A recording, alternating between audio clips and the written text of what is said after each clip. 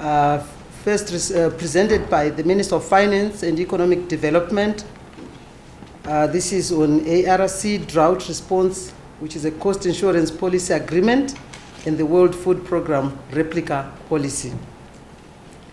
Following the presentation by the Minister of Finance and Economic Development, Cabinet approved the signing of the insurance policy agreement between Africa Risk Capacity Limited, ARC, and the Government of Zimbabwe, as well as the Memorandum of Understanding between the Government of Zimbabwe, the World Food Programme, and ARC Limited. The African Risk Capacity Agency seeks to provide participating member states of the African Union with access to financial resources to help them to respond to extreme weather events. The agency has caused the establishment of an affiliated financial entity, the African Risk Capacity Insurance Company Limited, to provide insurance coverage, risk pooling, and transfer services to ARC member states. Cabinet was informed that government, through Treasury, would purchase a drought insurance premium of US $1 million, which will unlock a maximum coverage of $5.3 million. Furthermore, the World Food Programme will pay a premium amount of US $200,000, which will unlock a maximum coverage of $1 million. And this is for the coming 2019-20 season.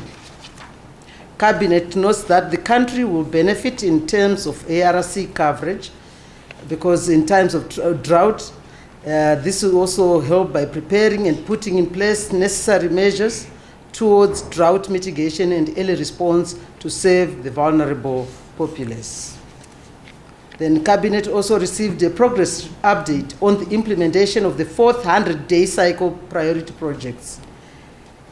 The first to present was the Industry of Commerce. The Minister informed Cabinet as follows, that the concept note on the Chirundu one-stop border post evaluation has been developed and agreed. Improved efficiency at the border post will enhance trade between Zimbabwe and Zambia. Also, consumer awareness campaigns to encourage consumers to raise complaints against unfair service providers using media platforms are being conducted through National FM radio. 7 national quality forums have been set up in Masvingo, Beitbridge, Mutare, Marondera, Bulawayo, and Gweru and Victoria Falls. The forums are aimed at sensitizing the public on the need to choose quality products and thereby encourage their production.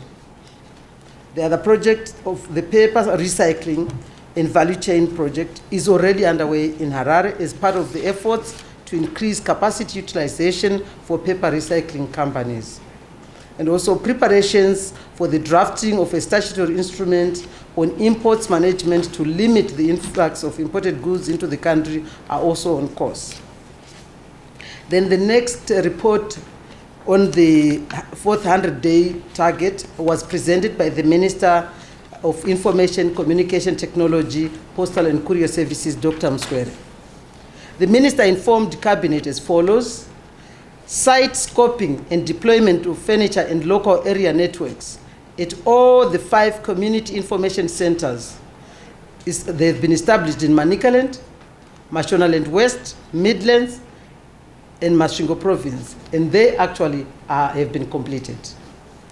Internet service have since been launched at 3 of these 5 information centers, while procurement of outstanding ICT equipment is in progress at all those 5 CICs.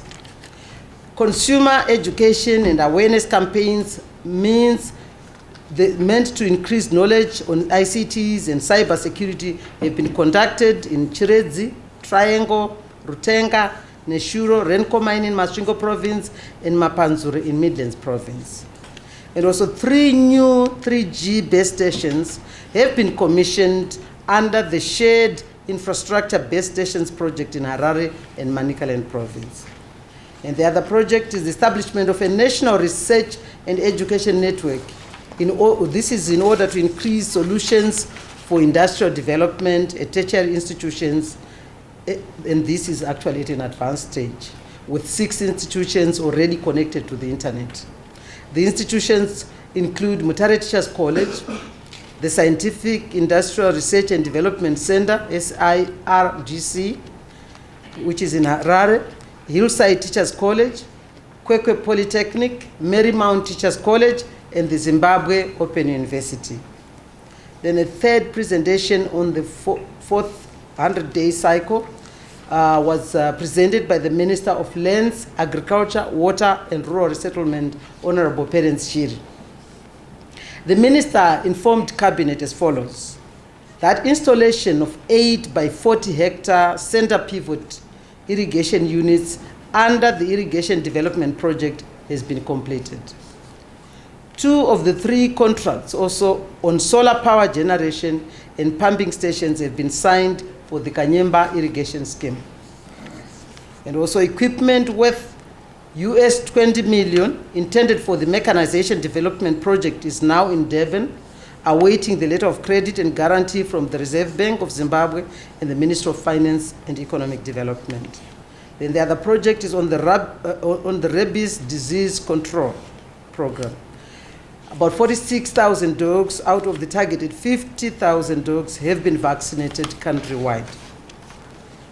Then the last but not least of the projects of the fourth 100-day cycle of the Ministry of Lands is pertaining to relief payment to former farm owners. Treasury has since released US$53 million, and 100 former white farmers have been compensated.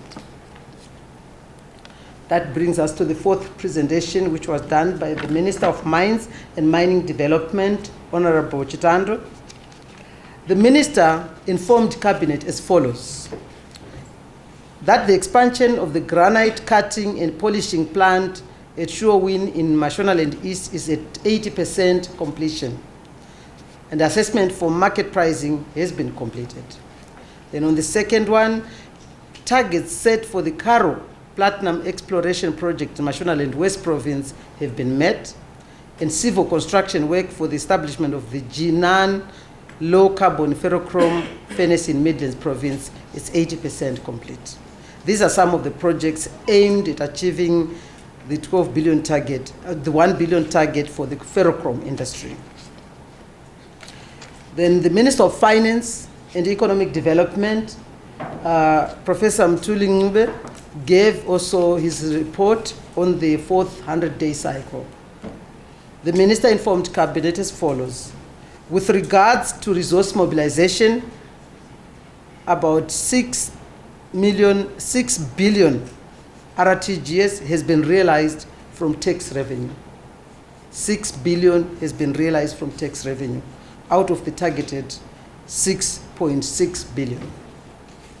On expenditure targets, adjustments had to be effected as a result of the prevailing negative economic environment, with RTGS 3.05 billion having been disbursed against a target of RTGS 7.68 billion as follows: salaries, RTGS 1.7 billion, social spending, RTGS 64.6 million, social services, and capital spending, RTGS 1.25 billion. With regards to financial re-engagement, 7 out of 9 staff monitored structural benchmark targets have been met, including under smart agriculture financing. Then the next presentation was done by the Minister of Foreign Affairs and International Trade. That's Dr. S.B. Moyo. Following presentation by the Minister of Foreign Affairs and International Trade, Cabinet noted with satisfaction that efforts to portray the country's image in good light are yielding results. The Anti-Sanctions Day was commemorated on the 25th of October 2019, and a concept paper was produced and circulated to all Zimbabwean missions for onward transmission to host governments. This was done in October. Also, Zimbabwe, as chair of the SADC organ on defense and politics, has successfully led the SADC team observer elections in Mozambique, Botswana, Mauritius, and Namibia, which were conducted peacefully. Zimbabwe is set to receive an additional 53 million euro under the country's national indicative program for the period 2014 to 2020, targeting the health and agricultural sectors. Then we received as cabinet, the cabinet considered and approved the Medical Services Amendment Bill 2019, which was presented by the Minister of Justice, Legal and Parliamentary Affairs, who is the chairman of the Committee on Legislation. The minister informed Cabinet that the Medical Services Amendment Bill 2019 is intended to align the Medical Services Act, Chapter 15.13, with the Constitution under the ongoing legislative reform programs which is being pursued by the Second Republic. The amendment primarily seeks to safeguard and promote the right of every citizen and permanent resident of Zimbabwe to access basic health care services, including reproductive health care, the right of every person to emergency medical treatment in any health institution, and the right of every child to health care services. In particular, the amendment accords priority to the rights of persons over 70 years, persons living with disabilities, and veterans of the liberation struggle to access medical attention. Then Cabinet also considered and approved the Memorandum of Understanding between the Republic of Zimbabwe and the African Union Sports Council Region 5 on cooperation in the establishment of a sport museum in Harare. And this was presented by the Minister of Justice, Legal and Parliamentary Affairs, once again as the chairperson of the Committee on Legislation. The Minister informed Cabinet that in its endeavor to preserve the sporting culture and heritage of its member states, the African Union Sports Council, AUSC, which is Region 5, formerly known as the Supreme Council for Sport in Africa Zone 6, has come up with a grand project to capture the historic achievements that form the legacy of the region. It is envisaged that such a project will elevate the rich and unique sporting history of the region by immortalizing the achievements of persons who have performed with distinctions across various sporting disciplines. Africa's Region 5 will thus establish, capture, and manage all its historic milestones and proud moments in their original nature and exhibit them as a way of preserving the region's identity and heritage. The unanimous choice of Zimbabwe to host the museum again provides ample testimony that the country is without doubt the envy of the region in terms of the hospitality of its people as well as their sporting excellency. Zimbabwe itself will benefit immensely through sport tourism, infrastructure development through the museum, and the promotion of sport, sport education, culture, and also information preservation. Numerous employment opportunities will arise as we set up and manage exhibitions. As such, demand for our curators, historians, artists, designers, tour guides, and administrative staff will certainly grow. Then Cabinet also received a report on the 2019 Investment for Africa Forum, which was hosted by Egypt, and this was presented by the Minister of Lands, Agriculture, Water and Rural Resettlement, who attended this investment forum from the 22 to the 23rd November.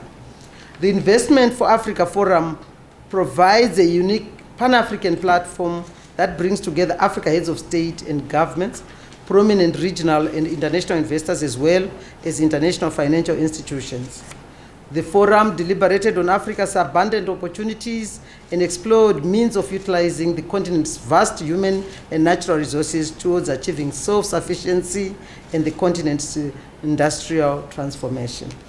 Cabinet took note that the Afreximbank, which has always stood by Zimbabwe, demonstrated a commitment towards supporting the implementation of the Africa Free Trade Area Agreement in order to increase inter-Africa trade. In that regard, the bank set aside $35 billion US dollars to bridge the funding gap in intra-Africa trade and has already disbursed US $15 billion in that regard. US $15 billion in that regard. Zimbabwe's participation in the 4th Investment Forum demonstrated the country's commitment to building closer economic and trade ties with other regional countries in the spirit of operationalizing the African Continental Free Trade Area Agreement.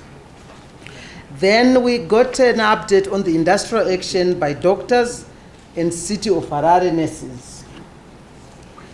The Minister of Health and Child Care updated Cabinet on the industrial action by public hospital doctors as well as City of Harare nurses. He indicated that 46 dismissed doctors had presented themselves for work at various institutions following the moratorium extended by His Excellency the President to the doctors who were dismissed. The moratorium lapsed on 1st December 2019, and the Cabinet decided that it would not be extended as this would negatively affect patients. Cabinet resolved that discussions on conditions of service would only be held with those doctors who are at work.